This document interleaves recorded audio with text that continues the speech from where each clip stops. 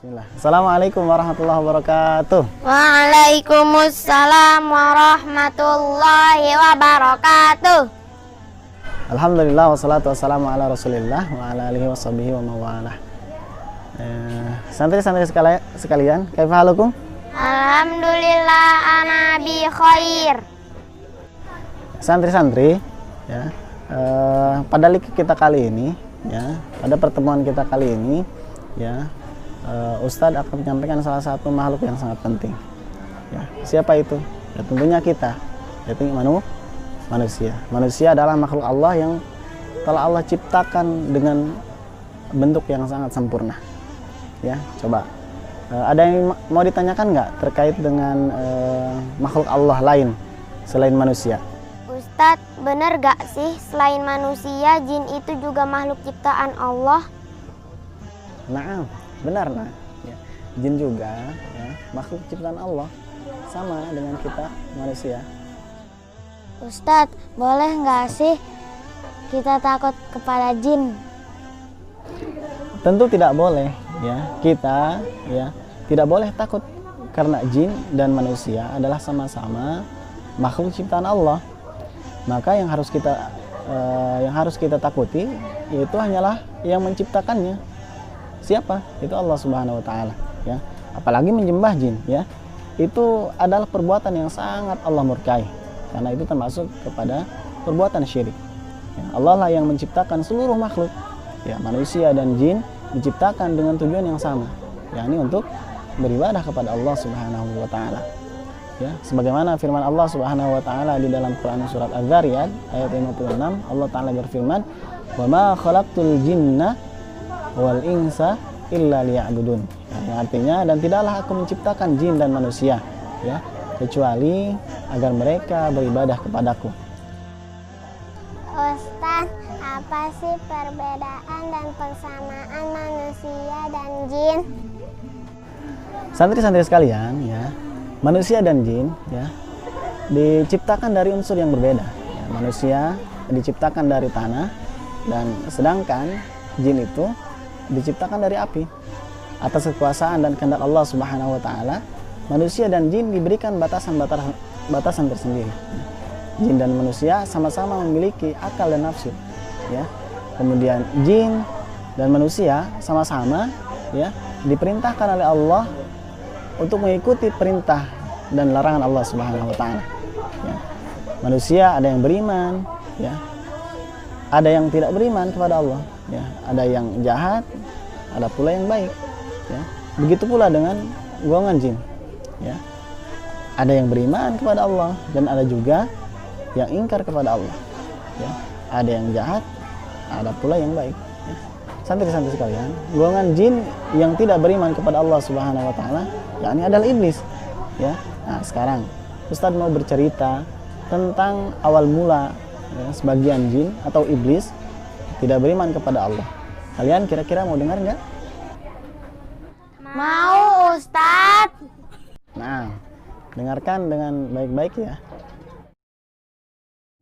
Santri-santri sekalian, ya, jauh sebelum diciptakan manusia, Allah telah menciptakan malaikat dan jin. Malaikat dan jin ini sangat salih dan taat kepada Allah. Malaikat tercipta dari cahaya dan jin tercipta dari api. Lalu setelah malaikat dan jin, Allah pun menciptakan manusia pertama kali, yaitu siapa? Nabi Adam alaihissalam. Nabi Adam alaihissalam diciptakan Allah dari segumpal tanah liat. Adam diciptakan untuk menjadi khalifah di muka bumi. Lalu para malaikat bertanya kepada Allah, meminta keterangan hikmah diciptakannya manusia. Karena para malaikat khawatir manusia akan membuat kerusakan di bumi dan menumpahkan darah sebagaimana makhluk sebelumnya, yakni jin. Allah Subhanahu wa taala berfirman di dalam Quran surah Al-Baqarah ayat 30, yang artinya, dan ingatlah ketika Tuhanmu berfirman kepada para malaikat, aku hendak menjadikan khalifah di muka bumi. Mereka berkata, apakah engkau hendak menjadikan orang yang merusak dan menumpahkan darah di sana, sedangkan kami bertasbih memujimu dan mensucikan namamu Dia berfirman, sungguh aku mengetahui apa yang tidak kamu ketahui. Santri-santri sekalian, memberikan kemampuan kepada Nabi Adam yang tidak dimiliki oleh para malaikat dan jin, yaitu ilmu pengetahuan. Nabi Adam diberikan kemampuan oleh Allah mengetahui nama-nama benda yang ada di muka bumi. Itu sebagaimana di dalam Quran surah Al-Baqarah ayat 31 sampai 32. Allah memerintahkan semua malaikat dan jin untuk bersujud menghormati Nabi Adam. Maka malaikat pun sujud. Akan tetapi sebagian golongan jin, yaitu iblis, tidak mau bersujud kepada Nabi Adam. Ia menolak dan bersikap sombong terhadap perintah Rabbnya.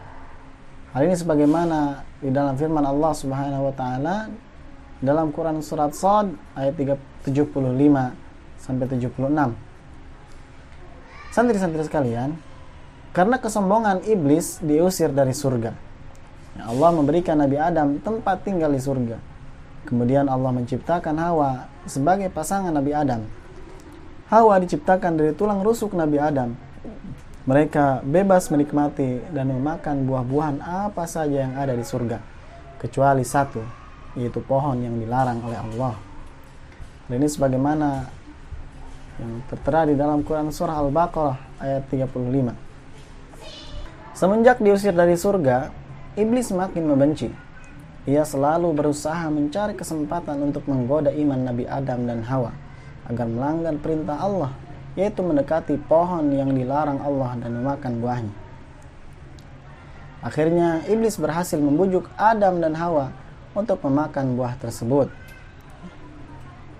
Akibatnya Nabi Adam melanggar larangan Allah Subhanahu wa taala dan berbuat zalim, sehingga ketentuan Allah agar Nabi Adam dan Hawa menjadi khalifah di bumi menjadi lebih cepat. Santri-santri sekalian yang dirahmati Allah Subhanahu wa taala, Nabi Adam dan Hawa merasa menyesal atas perbuatannya. Lalu ia bertaubat kepada Allah Subhanahu wa taala.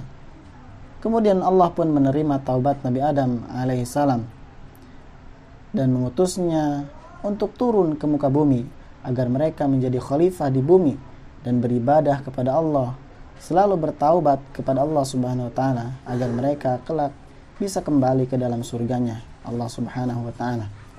Namun berbeda dengan iblis, ia tetap sombong dan tidak mau tunduk kepada Allah.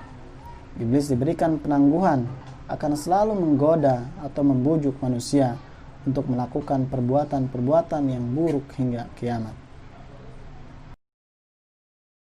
Santri-santri sekalian, ya, dari sirah tadi, ya, kita, ya, sebagai makhluk ciptaan, ya, tidaklah pantas bagi kita untuk sombong. Kenapa demikian? Karena, ya, seluruh makhluk yang telah Allah ciptakan itu memiliki kekurangan dan kelebihan.